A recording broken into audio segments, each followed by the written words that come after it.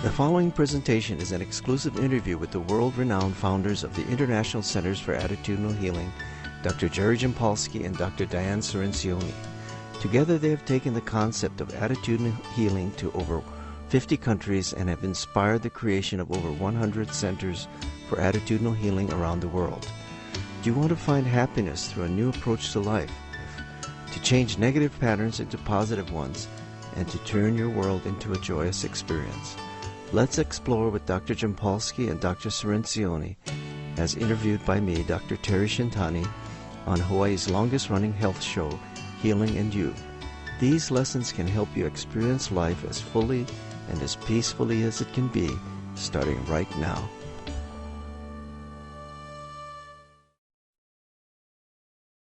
I'm Dr. Shintani, and I am the host of Healing and You Radio. And for tonight's edition of Healing and You Radio, we have a couple of very special guests. We have in the studio the legendary founders of Attitudinal Healing, Dr. Jim Polski and Dr. Diane Cirencioni. Dr. Jampulsky, I met him, well, many years ago. I think it was 1976 or so. He did a talk on attitudinal healing, and I wondered what that was. And when I went to see him speak, I was so touched by his message that it's actually influenced my practice throughout my entire professional and personal my professional career and personal life. Dr. Jim Polski is a child psychiatrist by training. He actually has inspired the creation of over 150 centers for attitudinal healing around the world and has lectured in over 50 countries with his wife, Dr. Diane Cirencioni.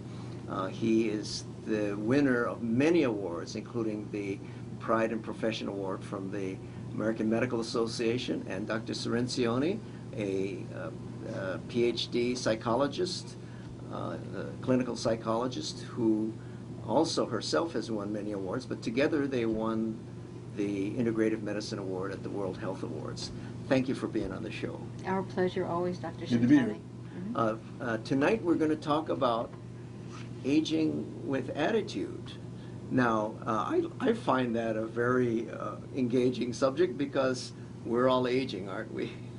So what is aging with attitude to you? For me, it means getting rid of fear. Most people are very fearful of getting older. They're very fearful of getting limited in their bodies. They're very fear of being useless and not having people think that what they have to say is important. Their fear of illness, fear of Alzheimer's, you name it. When people are getting older, they have all kinds of fears. A lot has to do with the media. You know, we see so many pictures in the magazines saying, you know, if you want to have a good body, this is what you should do, and what things you should put on your face. And plastic surgeons are making a lot of money so people would look younger. Right. But our experience is that you were born with a very spirit that is youthful and young and is eternally young. And when you believe that you're more than this body and you're not just someone in the aging process, you let go of your concern and your focus on numbers. Don and I like to, when we wake up in the morning, remind ourselves that there's an innocent, active child within our hearts. And that child is always there. So we wake up with the energy of that child and with the curiosity of that child and the playfulness of that child. And so we keep that child alive a lot in our daily life. And we think that's a wonderful way of starting the day. You want to say something? Well, I think just to extend on that, Jerry, that how we start the day and just the idea that we want to start the day in a creative way, and we'll talk maybe a little bit more about that in a moment, is all about our attitude. And I think aging is so much about attitude. Certainly the body goes through changes, but you know, the body, I think it was, we heard it from Robert Bly, I'm not sure if it's originally his words, but you know, the body weeps the tears the eyes never shed. And that's a really profound statement. It's a very actually. profound statement, and the attitudes that we have about our lives, as we know now, are more important than, you Sure, know, they how much affect education we well, have, well, or it how much actually- money we have, where right. we live. And of course, it affects your health. It affects everything, yes, And if your it affects your mental health, and physical health. and if it affects your health, well, poor health is one of the parts of aging. And actually, you can age your body much more quickly if your attitudes are not in order. What percentage of our audience, I know I'm part of it, I know Jerry's part of it, and I think you were part of it, that when you've had incidents in your lives, I don't even have to think about what they are, but where you've been upset or really aggravated and your course. back goes out, or your neck hurts, or Right. whatever. I mean, that's just a minute, but a very common way that the attitude that we have about what's going on physically affects us. So, you know, for me, you know, the attitude that I have about my expectations about my health, I think have formed my life. I'm 65, I'll be 66 in a couple of months, and my expectation my whole life has been that I will be healthy. Now, that's not, I don't have like a craving to be healthy. I don't like spend all my life thinking about being healthy. My expectation, though, is that I'm going to be healthy, and therefore I am actually perfectly healthy. I mean, I'm grateful for that, too. But I also have noticed at times where I wasn't feeling right, wasn't feeling good, my relationships were out of whack, and I wasn't healthy. You know, so now as I'm aging, my expectation is that I don't really have a need to not be well. It doesn't serve me in any way, so I think that asking ourselves, how much is this serving me, really is important, to become really honest with our bodies and with our relationships with our own health, and that's something that's really been helpful for me. I'm going to be 87 in a couple of months, and I find that the definition of health that we use in attitudinal healing is inner peace. It has nothing to do with the body. It's really finding ways to have a mind that's full of love and feeling no lack and feeling a sense of peace and joy every moment of the day. So Di and I make the decision when we wake up in the morning that today is going to be the happiest day in our life, no matter what is on our plate. Well, and I think We say that out loud. yeah, and I think you're both wonderful examples of how having a good attitude keeps you youthful. I mean, look at you. I mean, We're exceptionally healthy. You're exceptional. We're going to talk about our routine in a minute, too. But, you know, what you just said, though, Jerry, I think is really, really important. It's one of the things that we like to do, and I'm saying necessarily advising this for everybody, but what works for us is to keep a live sense of humor. There you go. Yeah, that's And important. to be able to laugh, not to taking ourselves so seriously, be more concerned about loving other people and ourselves rather than how much money is in the bank. When in our youth we were very focused on money and achievement and what other people thought about us. The not caring what people think about you also produces a lot of freedom. A friend of ours had his 60th birthday not too long ago, and they asked me to speak, and I said, well, 60 is a wonderful age because you no longer care what people think about you. And I said, when you're in your 80s, it gets better because you can't remember what people thought about you. So there's a lot of ways of laughing at yourself. I find at times I can't think of a person's name or what have you, and there was a tendency to get angry at myself, and I said, I got to find a sense of humor about this, and I decided I invented an imaginary club. It's called the Jampulsky Lost and Found Club. And when I can't remember something, rather than getting angry now, I go to this club, this imaginary club, and I start to laugh at myself. And I tell other people about my imaginary club. Say, I have the same problem. And you say it's rent-free, I want to join. You have a lot of members. So I invite all your listeners who may have any challenges about remembering Memory. things to join my imaginary club, the Jampulsky Lost and Found Club, and I'm sure you'll start to laugh.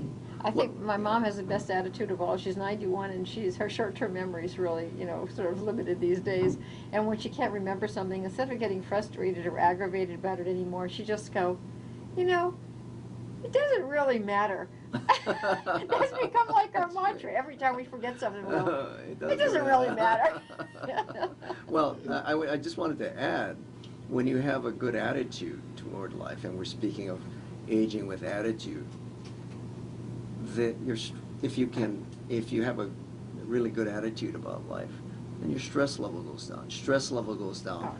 Then Your health the goes up. hormones in your body, you know, they say that when you're under stress, you put out too much cortisol, and that can Right. affect your cholesterol, and it can clog arteries, and it can cause actually physical disease. It can make your blood pressure go up, and that puts you at risk for heart disease and strokes. And I think this is an important missing element in the whole concept of anti-aging.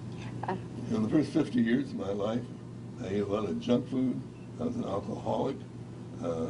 I treated my body as if it was junk. I threw beer cans out the window. I did all these kind of things. And if I had continued drinking as much as I was drinking in those days, I wouldn't be here today talking to you. So it's respecting our body and seeing the body as a vehicle for giving love and passing on peace to each other. And when you do this, you remain young in spirit. We also find, Dan and I, that's very important to keep your body and what you put in your mind is important as what you put in your mouth. So we're very careful what we put in our mouths. We do our best not to eat sweets. We do our best not to eat starch. And we eat a lot of vegetables. And we don't eat dark meat anymore. We occasionally have chicken, but we eat fish. And that we both lost weight, so we're in a weight that we want to be now, and we function better. And I think one of the important things you're saying is feeding your mind positive thoughts, right? I mean, wouldn't you say by analogy that a lot of these negative thoughts are like junk food for the mind? Exactly. Yeah, and I think it's not just those positive. Junk food that had toxins in them. Yeah, not just positive though. And like when Jerry said before, I want to underline this. We said we wake up in the morning and we said this is going to be the happiest day of our life. It's not la happy. It means this is going to be the absolute best day, because the reality is it's the only day that we have. So that our attitude is that no matter what happens today, because things happen that are very serious, and they can be painful, they can be loss, they can lots of things. But it means that whatever happens, I'm going to really grow from it, I'm going to learn from it, I'm going to take hold of this day and not let it just slip past like another day. Oh God, there's only so many another days we have left. And whether we come back around this lifetime again or not, we're saying this one's like, this is what we have right now. And this one day, in fact, this moment when I said that is now gone. And I only have this moment. So why not show up completely and totally to what I'm doing, no matter what it is? If I'm shining shoes, you know, if I'm cleaning out the bathrooms in the train station, if I'm the CEO of a company, just go it doesn't for it, matter. right? Just do it well. Do it with a lot of love in your heart, a lot of energy, and you'll see that your whole experience of it changes. So no matter what we're doing, we have a very diversified life. We just came back from 7-country tour in Europe. And you know, whatever we're doing, we really want to love what we're doing. And this all started, Jerry, back in 1976. A woman who was 82 years old had lived in Los Angeles and came to Mill Valley, California, came to see me and said, I read your books and I want your help in starting a attitude healing support group for the elderly. I think it should be called Aging with Attitude. Oh, is that right? Back then, and that's she great. already moved from Los Angeles, knowing in her mind that I was going to help her, which I did. And it was an amazing experience for me, bringing these people together. Many of them very angry that their adult children don't pay any attention to them anymore. A lot of aches and pains, and not feeling very useful. But with the group getting together, helping each other, they forgave each other a lot. And a lot of them had memory difficulties that disappeared because they were being active and with people and feeling a sense of usefulness. So we found, and remember, there was a guy named Downs that had a TV program. Hugh Downs? Hugh Downs. Mm-hmm. And it was a nationwide program. And they had our group on the, this is back about 1978. I think I remember you telling me about that. That was I didn't realize that was an Aging with Attitude group. And many people have commented on that particular program to see that elderly people who find a spirit and are inspired by being alive. And being alive means feeling your heart full of love. Most people are going around half dead because they're making all these judgments against themselves or someone else, and they're eating themselves up alive. So the people who we respect and are handling gracefully the aging process are those people who don't make a big deal out of anything. They're not attacking anybody. And actually, this is great for even people who do have memory problems, because if now is the only moment that there is, then it doesn't They're in matter. good shape. Then it doesn't matter if you My remember mom's a one lot of the of most things. peaceful people I know now. She's like forgiven all her past relationships, the ones she can remember, and she's like totally And she's peaceful. forgotten the rest. She's like our hero now. I said, Mom, we meditate our whole lives, we write books and read books about this subject to be really peaceful in the moment. I said, but you've really found it. She's really precious. She said, it's not worth it. She said, when I get a negative thought now, when I get a negative thought, she has this little motion with her hand, like she twists it up in the air. She goes, I just go, poof, I don't really want this. I mean, she's an incredible example of attitudinal healing. That's great. I talked to someone on the phone today who has very severe Alzheimer's and gets confused, if you will, and forgets where she is or even who her husband is at times. But what's been helpful to her, she's a very religious person, and I remind her that, there's only one thing you need to remember, and that is God surrounds you all the time. The presence of God is there all the time. And she can relate to that. And when she does that, she feels peaceful. So she has little 3x5 white cards around the house to remind her about that. We have to remember love rather than fear. We have to remember helping other people rather than being only concerned about our own needs. And those people who are getting older really don't think so much of their age, that they think of going to a higher power, and they are thirsty to find out more information about life experiences. They are friendly, they're kind. Many of these people say that they don't believe in God, but to me sometimes they're the most godly people because they demonstrate kindness and generosity and gentleness with everyone that they meet, whether it's a child or another older person. Basically giving love, as you were saying. And many people, as they get older, are doing volunteer work, and that keeps them alive because they're feeling useful. Now, what is it that they would do? Were there any processes that they would do in that Aging with Attitude support group? Was there any formal process or? Well, they read the principles of attitudinal healing. They have guidelines where they're not giving advice to other people, because advice always sounds to another person like an attack. And those are all available on our website, www.ahinternational.org. Yeah, we should mention And that they're there to do their best, to listen with love rather than interrupting people or telling them what to do. And what they do is create a wonderful aura of love and friendship in that group, and feeling a sense of usefulness because they're helping each other. So as we go to that higher power and higher consciousness, we stop seeing our body as what we really are. We see ourselves as a spiritual being, and we see ourselves as a light energy. And there's one thing that I wrote a few years ago: when we start to see other people as a light energy, we say, your light is all that I see, and it's but a reflection of the light in me. You're not thinking about your age. When you're watching a sunset and you're seeing something that's beyond our understanding and beauty and love, you're not thinking of your age. You're not thinking of time, past and future. You're thinking of oneness. So again, when you believe that love is the answer to everything we're facing, even those of us who are concerned about dying or getting older, we can just change our mind and say, hey, love is going to be the answer for me right now. Right, and at least make the most of the moment, because this moment is all there is, isn't it? Exactly. This instant is Right. the only time there is. Right, and if you can have a support group that fosters that kind of perspective, you do an immense good to not only the spiritual person, but actually you improve their health. Absolutely, and many organizations or churches or groups can start their own support groups too, or and you can just again connect with us online, and we'll be glad to help you with it. And actually, I Or they might can as do well it on their mention own. that in Hawaii, of course, internationally, you can go to ahinternational.org.